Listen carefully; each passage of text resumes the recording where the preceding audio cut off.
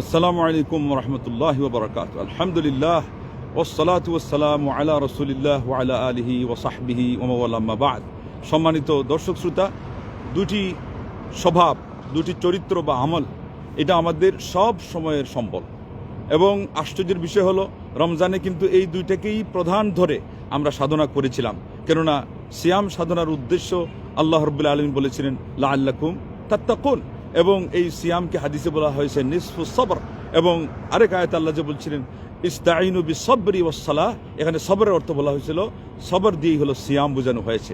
তাইলে সিয়াম দিয়ে যদি সবর বোঝানো হয়, আর সবর যদি সিয়ামের অর্ধেক হয়, তাইলে সিয়াম সাধনার মাস কিন্তু আমাদের, আপনারা বাস্তবে দেখেছেন যে ধৈর্যটা ছিল আমাদের গুরুত্বপূর্ণ একটি আমাদের ট্রেনিংয়ের বিষয়বস্তু।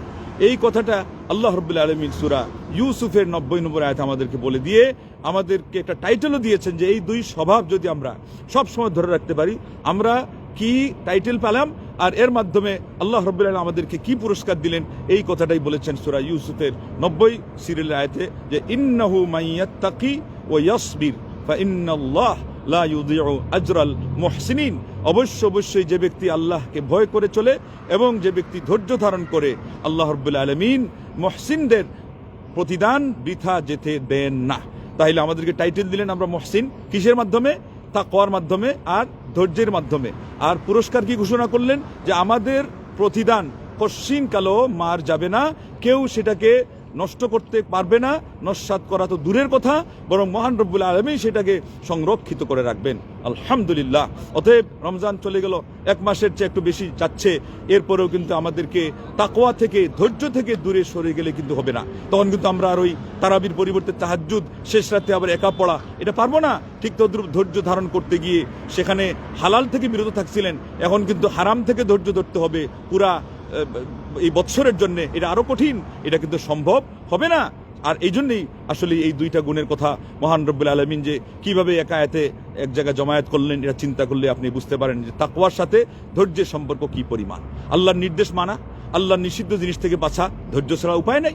আর ধৈর্যের সেই জন্য তিনটা খাত আছে। একটা হলো আল্লাহর নির্দেশিত কাজ করতে গিয়ে ধৈর্য ধরা, আরেকটা আল্লাহর নিষিদ্ধ কাজ থেকে বিরত থাকতে গিয়ে ধৈর্য ধরা, আরেকটা হলো আল্লাহর পক্ষ থেকে যেগুলো আসে, এটা হলো সবচেয়ে কঠিন।